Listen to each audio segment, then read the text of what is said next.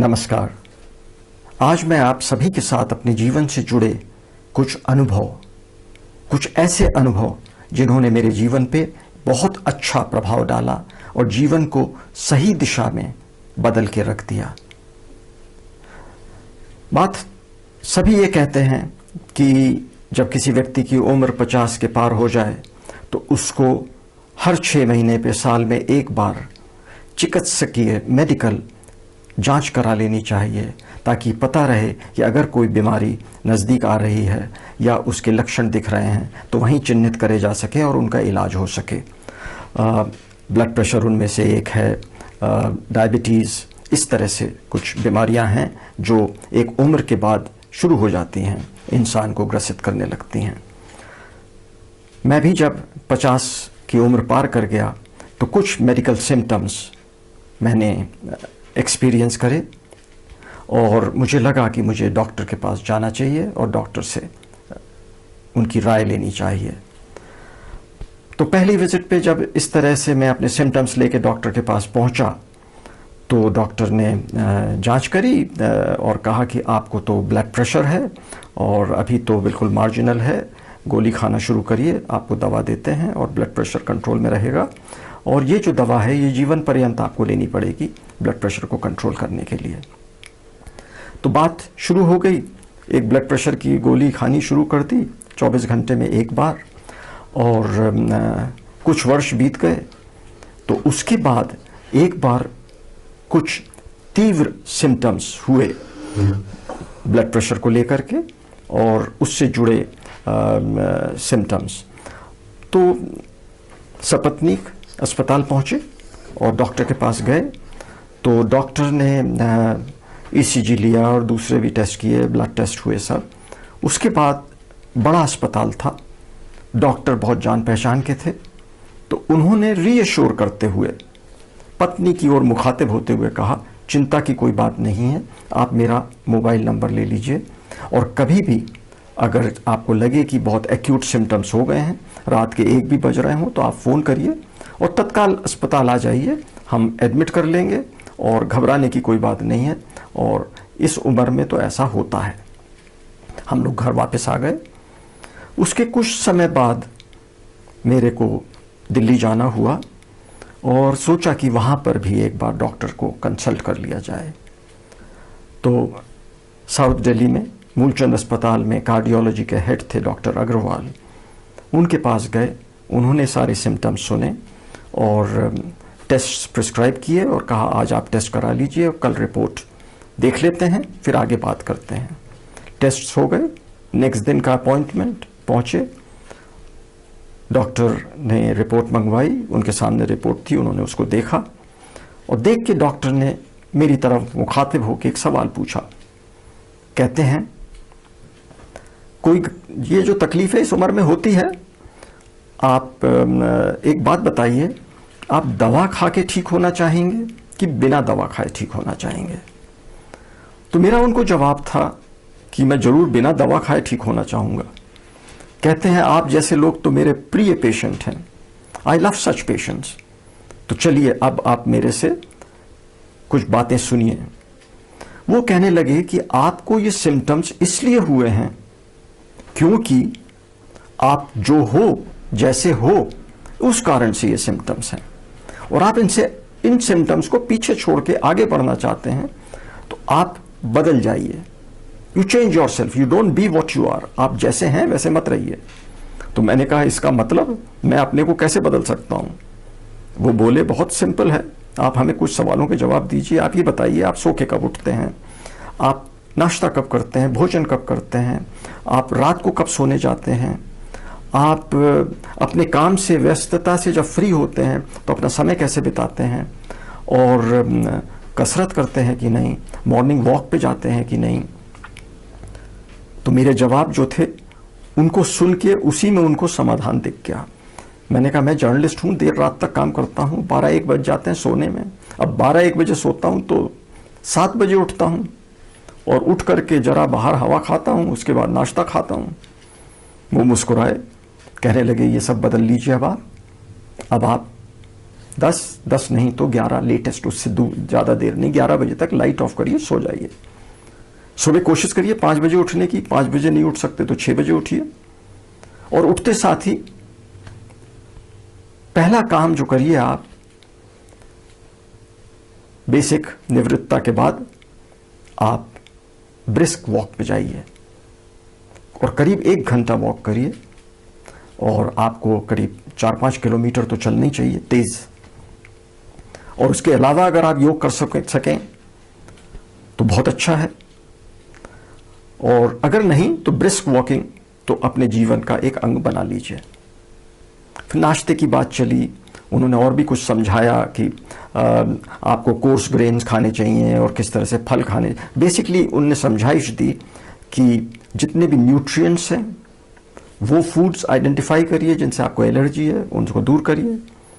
Nutrients की तरफ ध्यान दीजिए, विटामिन्स की तरफ ध्यान दीजिए, विटामिन डी की तरफ ध्यान दीजिए, सूरज में कुछ समय बिताइए, ब्रिस्क वॉक करिए, सही समय पे सोइए, सही समय पे उठिए। हमने भोपाल वापस आए और इस दिनचर्या को रिलीजियसली बहुत अहमियत दे करके हमने अनुसरण किया, फॉलो किया इसको।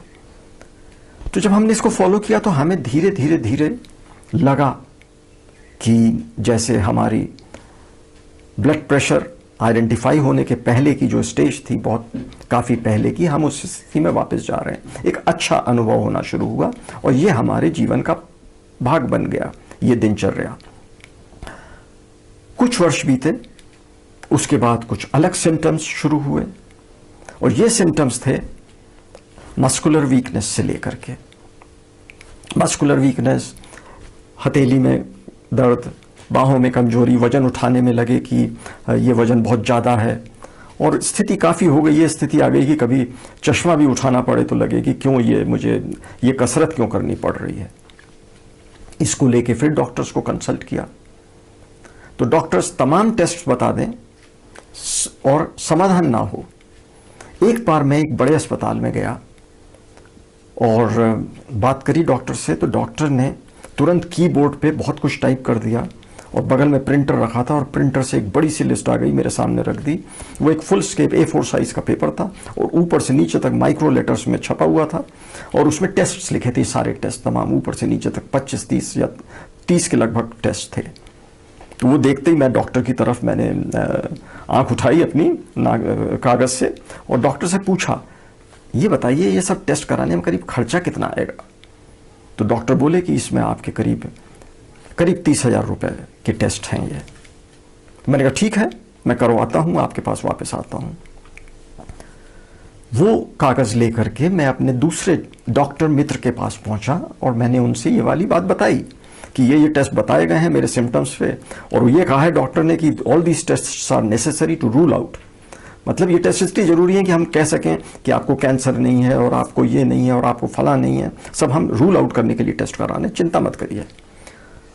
तो वो मुस्कुराए दूसरे डॉक्टर, उन्होंने एक कागज उठाया और कुछ टेस्ट लिख दिए, कहा प्रिलिमिनरी में तो आप ये टेस्ट करा लीजिए रूल आउट करने के लिए, अगर इसमें तकलीफ निकल गई तो ठीक है, नहीं तो फिर और टेस्ट कराएंगे। मैंने कहा इसका खर्चा कितना आएगा? कहते हैं इसका 6-7 हज़ार रुपये लगेंगे। तो मेरे लिए ये ऑप्शन था, this was a better option. मैंने ये टेस्ट कराए और उसमें निकला कुछ नहीं। जब उसमें कुछ नहीं निकला, सिम्टम्स अपनी जगह हैं, तो मैं एक दूसरे फिजिशियन के पास पहुंचा।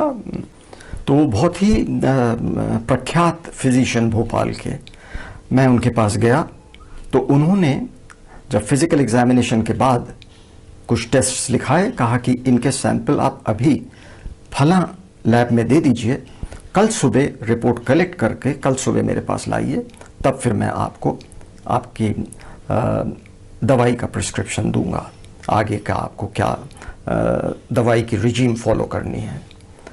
मैं अपने सैंपल्स दे के घर लौट आया। कुछ मैंने अपने सिम्टम्स को लेके अध्ययन किया। लोग कहते हैं कि गूगल सर्च पे ज़्यादा मत निर्भर किया करिए, डॉक्टरों की शरण में जाइए जब भी कोई आपको समस्या हो। तो उसमें मेरे को दिखा कि मेरे जो सिम्टम्स हैं उनको जोड़ा जाता है वैसे सिम्टम्स को विटामिन B12 की डेफिशिएंसी से। तो जो मेरे को डॉक्टर ने टेस्ट लिखे थे उसमें B12 का टेस्ट नहीं लिखा था। मैंने तत्काल लैब में फ़ोन किया, मैंने कहा उसमें B12 का टेस्ट भी जोड़ दीजिए। तो उन्होंने कहा कि आपके सैंपल्स तो आगे चले गए हैं टेस्टिंग के लिए और उसके लिए आपको दोबारा सैंपल देना पड़ेगा। अगली सुबह मैं गया लैब में और मैंने फिर से अपना ब्लड सैंपल दिया और उन्होंने कहा कि शाम को आप रिपोर्ट कलेक्ट कर लीजिए। जब रिपोर्ट शाम को मैंने कॉम्प्रिहेंसिव पिछले जो मैंने सैंपल दिए थे और इसकी जब रिपोर्ट ली तो उसमें क्लियर आ गया कि विटामिन B12 की डेफिशिएंसी है। मैं वो रिपोर्ट लेके अपने फिजिशियन के पास गया।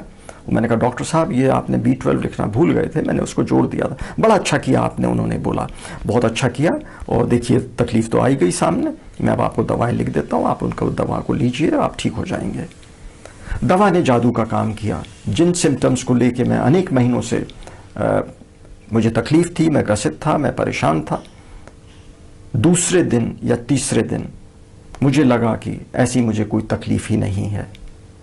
फिर किसी ने मुझे एडवाइस करी कि आप ये कॉम्बिनेशन ऑफ ड्रग्स जिनमें B12 होता है ये नहीं, आप प्योर एब्सोल्युटली B12 टैबलेट लेना शुरू करिए, उससे आपको ज़्यादा अच्छा प्रभाव पड़ेगा। और वैसा हुआ। तब से ये जो सिम्टम्स हैं ये पीछे छूट गए और दिनचर्या बदल लेना, जीवन शैली बदल लेना और साथ ही साथ आप क्या खा रहे हैं उसमें प्रॉपर न्यूट्रिएंट्स हैं, उसमें प्रॉपर विटामिन्स हैं, कोर्स ग्रेन पे अधिक जोर देना, फलों पे जोर देना और इंश्योर करना कि आप जो खाएं वो ऑर्गेनिक हो, ज़्यादा पेस्टिसाइड्स और केमिकल्स से ट्रीटेड खाने नहीं, इंसान को दूर रहना चाहिए उन सब से। तो इन बातों का जब ध्यान रखा तो सब ठीक हुआ। अब मैंने ये बोलना जरूरी समझा। किसी व्यक्ति ने मुझसे आज कहा कि ये कोविड के कारण घर में हेल्पिंग हैंड्स नहीं हैं तो सब कुछ खुद ही को करना पड़ता है, तो योग पीछे छूट गया है गृह कार्य के कारण। और कुछ हमें भी सिम्टम्स फील हो रहे हैं। तो मेरा इस पे एक नज़रिया है और साथ ही साथ उनका ये भी कहना था कि हम दोबारा अगर योग पे ध्यान दे दें तो ये तकलीफ पीछे छूट जाएंगी। तो मेरा उन सभी लोगों से ये कहना है जो ये सोचते हैं कि योग कर लिया तो सारी तकलीफें पीछे छूट जाएंगी, ऐसा नहीं है। योग जीवन का एक भाग है, योग सब कुछ नहीं है। अगर हमें अच्छी सेहत, अच्छा जीवन और हेल्दी लाइफ लीड करनी है तो अगर पूरा एक सर्कल है तो उसमें yoga is part of the whole, it's a subset of the whole. और जो होल है वो हमारी जीवन दिनचर्या है, हम कैसी कसरत करके अपने को स्वस्थ रखने की दिशा में क्या कार्य कर रहे हैं और हम कैसा सोचते हैं, पॉजिटिव थिंकिंग, ये सब बहुत अहमियत रखते हैं। मैं तो बच्चों के बीच में भी बात करता हूं तो मैं बच्चों से कहता हूं कि 2-3 बातों का आप विशेष ध्यान रखिए।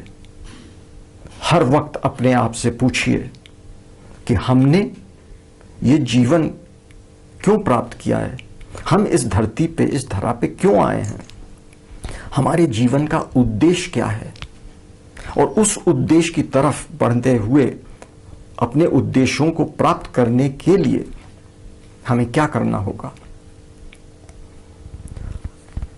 उद्देश्य प्राप्त करने हैं तो उसके लिए जरूरी है उद्देश्य प्राप्ति की दिशा में आगे बढ़ने के लिए स्वयं को दक्ष बनाना होगा, शिक्षित बनाना होगा, दक्षता अपने आप में लानी होगी। और दक्षता लाने के लिए, शिक्षित होने के लिए यह जरूरी है कि हमारा स्वास्थ्य अच्छा रहे और स्वास्थ्य अच्छा रखने के लिए कसरत जरूरी है, अच्छा भोजन जरूरी है, अच्छी दिनचर्या जरूरी है।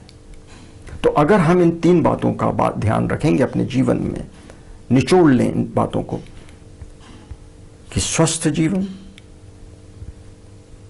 सादा जीवन, वो पूरा एक अपने जीवन शैली को निखार लें, तो ये सब उद्देश्य पूर्ति के लिए अत्यंत आवश्यक है। इसके बिना उद्देश्य पूर्ति जो है वो बहुत मुश्किल और दुर्गम है। तो इसको अगर इस रास्ते पे, अपने उद्देश्य प्राप्ति के रास्ते पे हमें तीव्र गति से आगे बढ़ना है, तो हमें अपने स्वास्थ्य का, अपने सेहत का और अपने मस्तिष्क का, और अगर जब हमने मस्तिष्क की बात करी तो ये जरूरी है कि हम मस्तिष्क में अच्छे विचार रखें, और जो विचार अच्छे नहीं हैं, स्वस्थ विचार नहीं हैं, उनको हम बाहर करें। तो इसके लिए जरूरी है मेडिटेशन, योग, meditation, exercise, healthy eating, and sleeping at the right time, having a proper sleep. All this is essential, and that makes life whole, complete, and adds to bliss. Thank you.